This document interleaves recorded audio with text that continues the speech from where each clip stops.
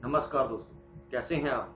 मैं Harry Parmar stock market mode Hindi में आपका हार्दिक स्वागत करता हूं। तो दोस्तों, पिछली वीडियो आशा है कि आपको पसंद आई होगी, जिसमें मैंने बताया गया है कि स्टॉक मार्केट क्या है, कैसे काम करती है। तो दोस्तों, आज के हम वीडियो में, जैसे कि आप देख रहे हैं स्क्रीन पे, आज की हमारा वीडियो का टॉपिक है डीमैट अकाउंट क्या है। तो दोस्तों, चलो आज हम इसके ऊपर बात करते हैं। डीमैट अकाउंट, जैसे कि आप जानते ही होंगे कि स्टॉक मार्केट में काम करने के लिए, शेयरों को खरीदने और बेचने के लिए डीमैट अकाउंट से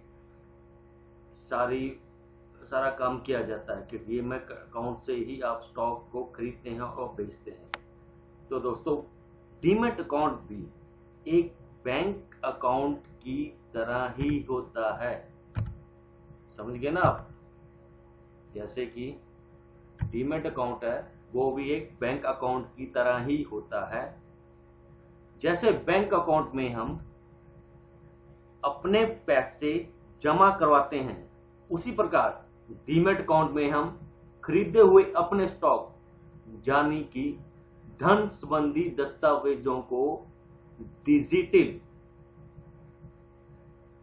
कह सकते हैं या इलेक्ट्रॉनिक रूप में जमा रखते हैं। तो समझ गए ना आप कि डीमैट अकाउंट क्या है।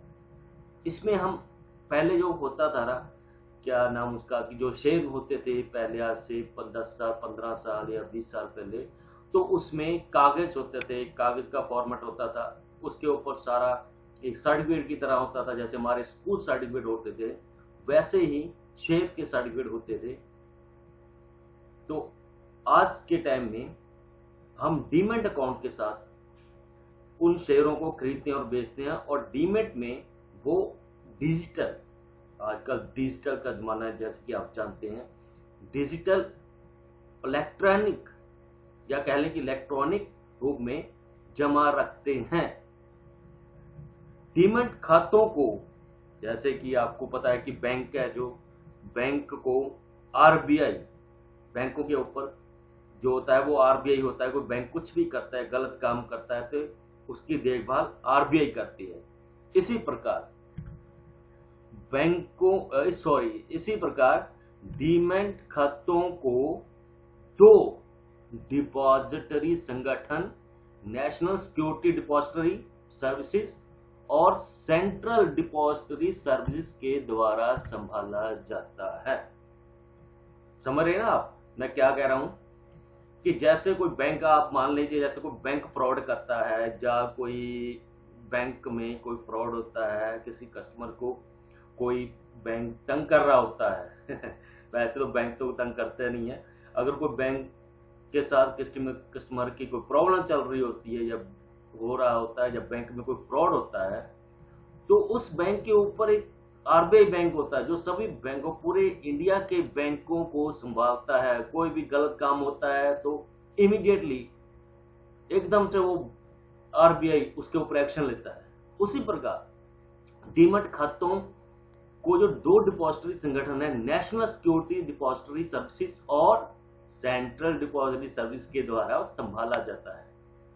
तो ये भी सेम काम करते हैं जो आरबीआई करता है बैंकों पे।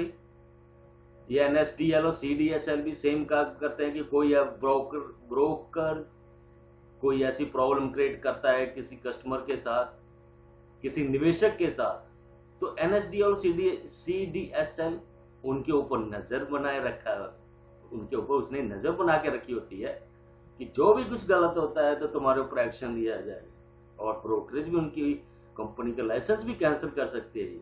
आपने देखा होगा कई लोगों को एनएसडीएल और सीडीएसएल की तरफ से आपको मेल आता होगा हफ्ते में, जो काम कर रहे हैं इस, क्या नाम उसका, शेयर मार्केट में, कि आपके इतने शेयर पड़े हैं, इतने पड़े हैं। आप चेक कर सकते हो अपने ब्रोकरेज पे भी जाके, इतने पड़े हैं कि नहीं पड़े। अगर उसमें कुछ कम होता है या कोई प्रॉब्लम क्रिएट करता है ब्रोकरेज कंपनी, तो आप सीधा कंप्लेंट कर सकते हैं। तो एनएसडीएल उनके ऊपर नजर बनाए रखती है, एनएसडीएल और सीडीएसएल। तो आप समझ गए होंगे ना दोस्तों, तो इनका काम क्या है। ठीक है जी, स्टॉक को, और उसके बाद हम स्टॉक को बिना डीमैट अकाउंट के ना तो खरीद सकते हैं और ना ही बेच सकते हैं। समझ गए ना आप। SEBI security and exchange board of India, ये सेबी क्या काम करती है, नाम सुना होगा आपने, सॉरी मैंने स्पेलिंग गलत लिख दी, CEBI, SEBI security and exchange board of India के नियम के अनुसार बिना डीमैट अकाउंट के ना तो स्टॉक को खरीदा जा सकता है और ना ही बेचा जा सकता है। आपको इतना समझ आ गई होगी ना कि सेबी ने रूल बना रखा है। ठीक है ना। इसलिए डीमैट अकाउंट बहुत ही जरूरी है। ओके, डीमैट अकाउंट के बिना आप स्टॉक मार्केट में निवेश नहीं कर सकते। हाँ, आजकल काफी सॉफ्टवेयर या कंपनियों ने खोल दिए कि आप 100 रुपए स्टॉक खरीद सकते हैं, 200 रुपए स्टॉक खरीद सकते हैं। काफी कंपनियां आ गई हैं, मगर सेबी का ये रूल है, ये आपको समझना पड़ेगा। क्योंकि ये सेबी, एनएसडीएल, सीएसडीएल, ये सब इन चीजों के ऊपर अपना नजर बनाए रखते हैं कि कोई गलत काम तो नहीं हो रहा किसी क्लाइंट के साथ, किसी कस्टमर के साथ। ओके, तो आप देख सकते हैं कि आप यह डीमैट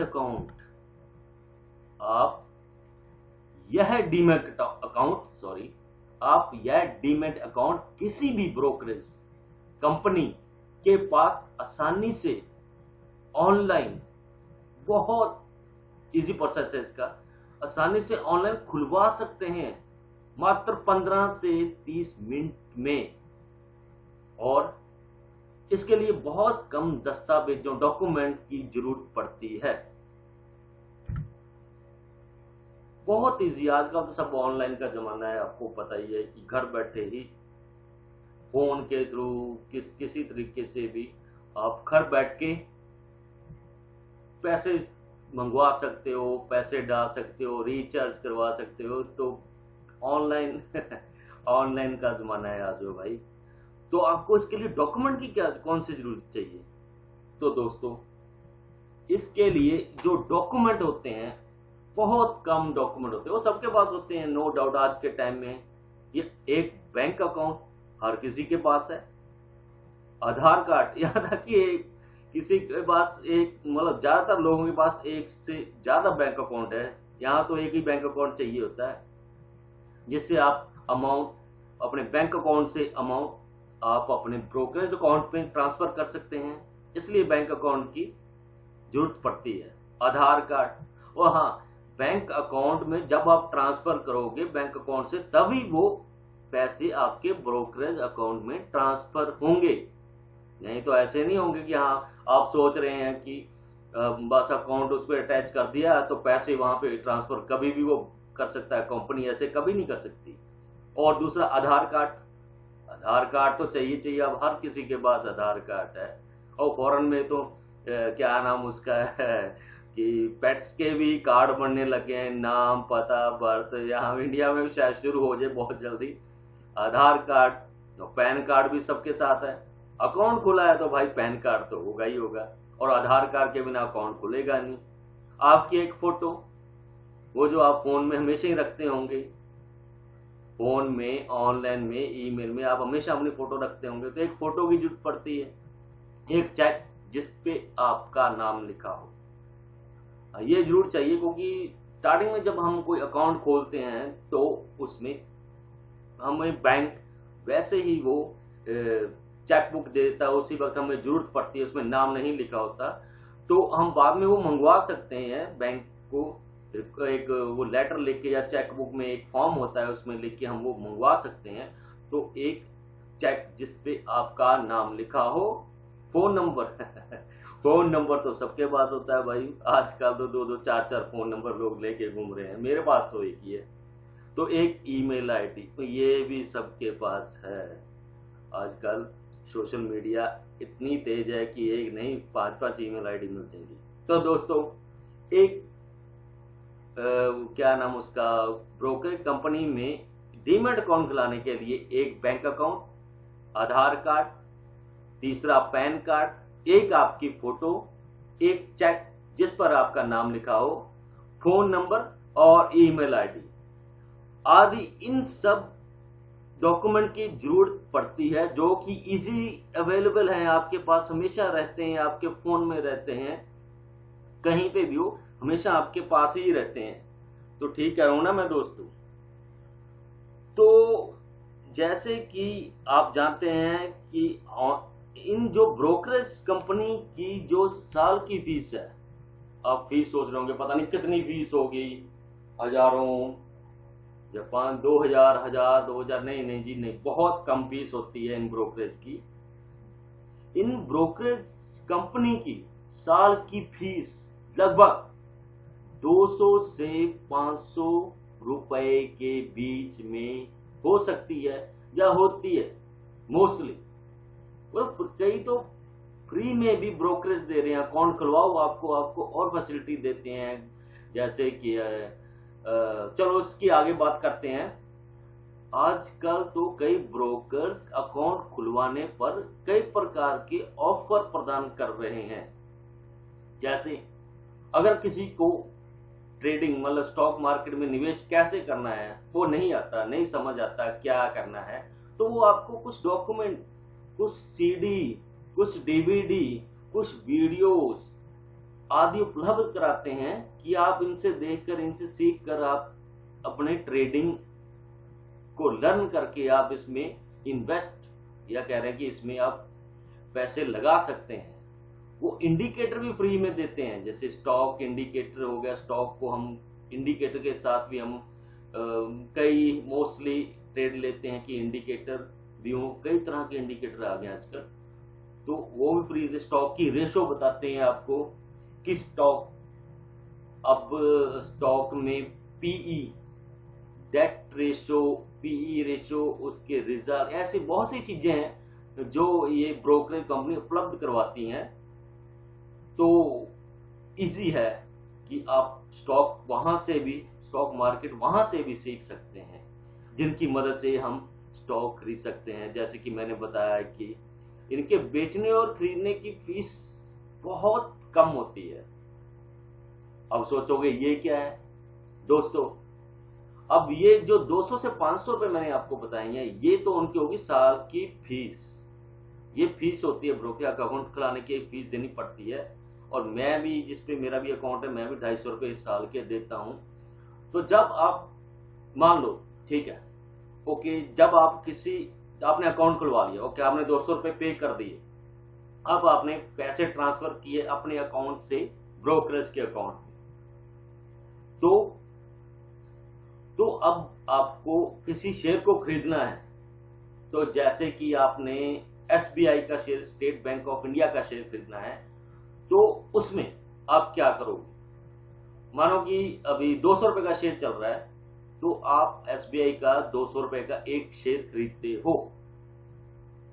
तो एक शेयर खरीदते हो तो वो आपका जो उस शेयर का जो खरीदते, अगर आप वो शेयर एक दिन के लिए रख लेते हो, ऐसे तो कई तरह की ट्रेडिंग होती है, वो हम आगे बात करेंगे।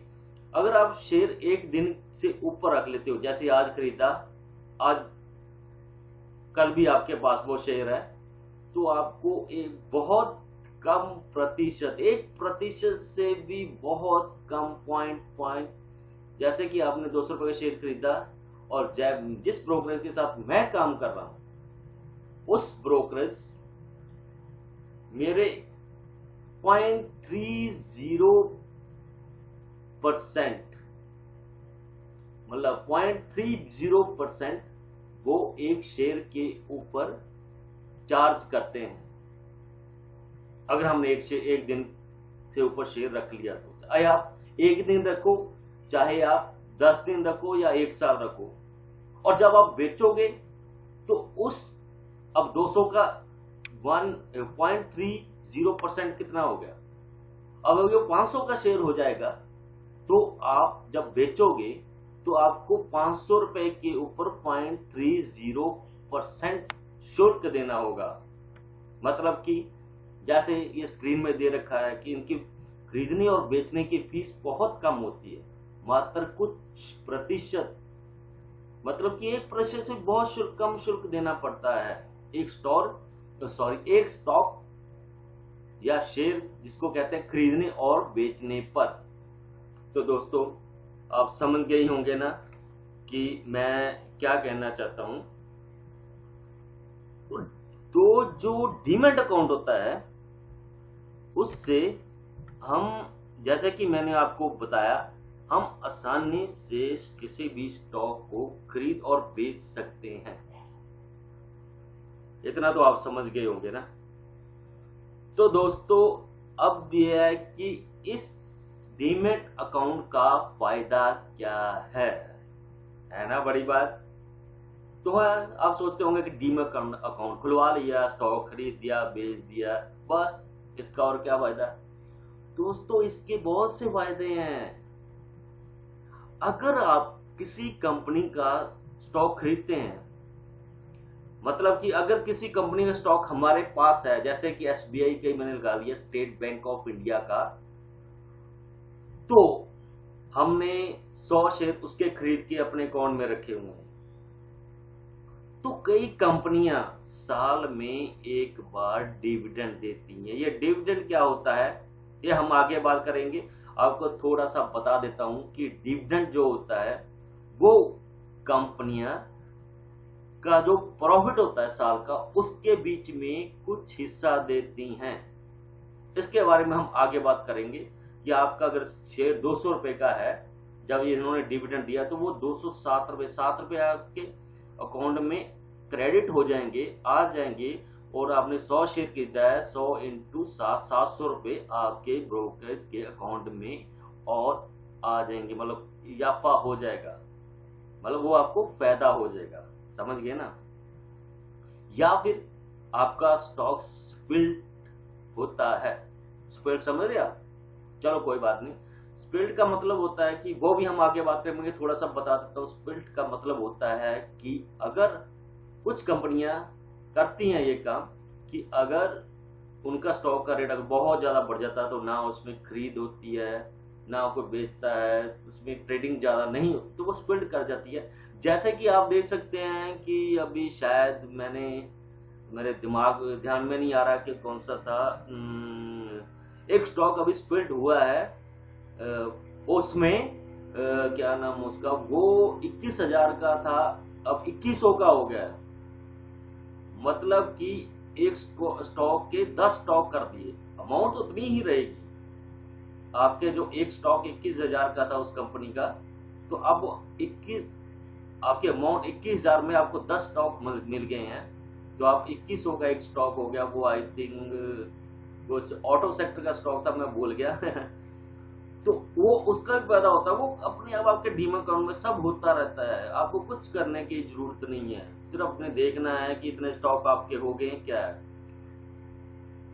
तो अगर आप और कई प्रकार के, इसके और भी कई फायदे हैं, अगर आप और कई प्रकार के निवेश करते हैं, जैसे कि बॉन्ड खरीदते हैं, म्यूचुअल फंड खरीदते हैं, डेट फंड खरीदते हैं, यह भी इन्वेस्टमेंट के कई नाम हैं, तो आप यह सब इन्वेस्टमेंट भी इससे कर सकते हैं। या यह कह लें कि आप इसमें इलेक्ट्रॉनिक फॉर्म में आप ये सारी चीजें, बॉन्ड, म्यूचुअल फंड, आप इसमें स्टोर करके रख सकते हैं, जैसे कि आपने स्टॉक रखे हुए हैं। समझ गए ना आप। तो दोस्तों इसका सबसे बड़ा फायदा यह है कि आप इंटरनेट के द्वारा इसको आसानी से कहीं से भी संचालित कर सकते हैं, है ना बड़ी बात। अब कहीं पे भी कोने में बैठे हो, देश के किसी कोने में बैठे हो, नेट चलना जरूरी है। कई बार सिग्नल नहीं आते तो क्या करेगा भाई, हम भी फंस सकते हैं। कई बार कोई स्टॉक बेचना होता है मोबाइल के थ्रू, हम बेच नहीं पाते, वो निकल जाता है या हमने कोई खरीदना होता है उस रेट पे हम खरीद नहीं पाते, तो नेट का चलना बहुत जरूरी है। तो तो दोस्तों आप समझ गए होंगे कि डीमैट अकाउंट क्या है और किस प्रकार हम अपना डीमैट अकाउंट खुलवा सकते हैं और ये काम कैसे करता है यह भी आप समझ गए होंगे। तो कई कंपनियां ऐसी हैं जो डीमैट अकाउंट में डिस्काउंट ब्रोकरेज देती हैं। चलो मैं आपको नेट पे दिखा देता हूं। तो ये मेरे सामने एक वेबसाइट खुली हुई है, ये है top10stockbrokers.com। तो यहाँ पे मैं इंडिया के ब्रोकर्स के बारे में बात कर रहा हूँ। तो ये देखिए जो है best demat account in India, list of best demat account online. तो आप देखते हैं ये 1 से 10 तक ये दे रखा है। यहाँ पे ये जीरोधा, देखिए रेटिंग भी दे रखी है, वाह जी वाह, बहुत बढ़िया। तो जीरोधा, वाह। एंजल ब्रोकिंग सबसे ऊपर, जीरोधा की रेटिंग है। फिर एंजल ब्रोकिंग, शेर खान, एडिलविसिस, सॉरी स्पेल थोड़े से गलत हो गए, एडिलविसिस, 5 पैसा, Kotak securities, IIFL, Motilal Oswal, ICICI direct, Karve. तो ऐसे बहुत से हैं, आप नेट पे जाके सर्च कर सकते हैं, आपको बहुत सी चीजें आपको उपलब्ध मिल जाएंगी कि डीमैट अकाउंट हम किस में खोलें। आपको कई तरह के ऑफर्स भी मिल जाएंगे कि आप खोलो, 1 महीना फ्री करो, आपको हम सिखाएंगे कैसे काम करता है।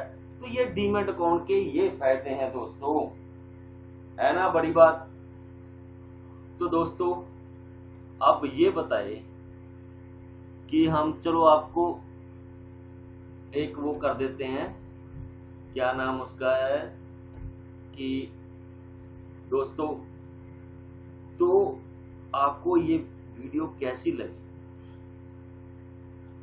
मैं इसमें वीडियो को और थोड़ा सा बड़ा करना चाहता था कि आपको कुछ और बताऊं, और अभी आने वाले वीडियो में मैं आपको बहुत सारी चीजें बताऊंगा कि कैसे क्या काम होता है और किस प्रकार हम डीमैट से और बहुत से फायदे उठा सकते हैं, जैसे मैंने आपको बताया ये। तो दोस्तों यह वीडियो आपको कैसी लगी, प्लीज मैंने अभी शुरुआत ही की है, तो प्लीज इसको जरूर लाइक करना और सब्सक्राइब करना। इस वीडियो में जो भी चीजें मैंने बताई है, जिसके बारे में भी नाम लिया, जिस कंपनी का नाम लिया, मैं आपको किसी भी कंपनी में ये नहीं कह रहा कि आप इसमें अकाउंट खुलवाएं, ये आपकी मर्जी है, ये आप अपने व्यवसाय के साथ कर सकते हैं, ठीक है जी। तो यह वीडियो एक मेरे दोस्तों एक आप डिस्क्लेमर भी है आपके लिए। तो आपको ये अगर वीडियो अच्छी लगी, बढ़िया लगी, तो प्लीज इसको सब्सक्राइब करें। अगर इसमें कुछ समझ नहीं आया तो आप मैसेज करके हमारे से पूछ सकते हैं कि आपको क्या समझ नहीं आया, मैं उस पर जरूर बात करूंगा। आपका डाउट, जो आपके मन में डाउट होगा, मैं जरूर क्लियर करूंगा। यह वीडियो एक एजुकेशनल या शैक्षिक उद्देश्य के लिए है। स्टॉक मार्केट में निवेश जोखिमों के अधीन है। कृपया आप निवेश करने से पहले अपने फंड मैनेजर से जरूर बात कर लें। हमारा उद्देश्य आम जनता को स्टॉक मार्केट के बारे में जानकारी प्रदान करना है। हम किसी को भी निवेश करने की सलाह नहीं देते। तो दोस्तों आप लाइक करोगे, सब्सक्राइब करोगे तो मैं और वीडियो बनाऊंगा।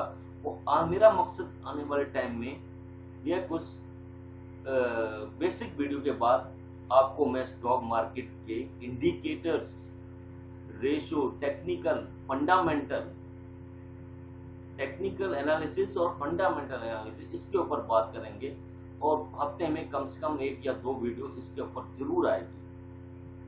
तो धन्यवाद दोस्तों, शुक्रिया, जय हिंद।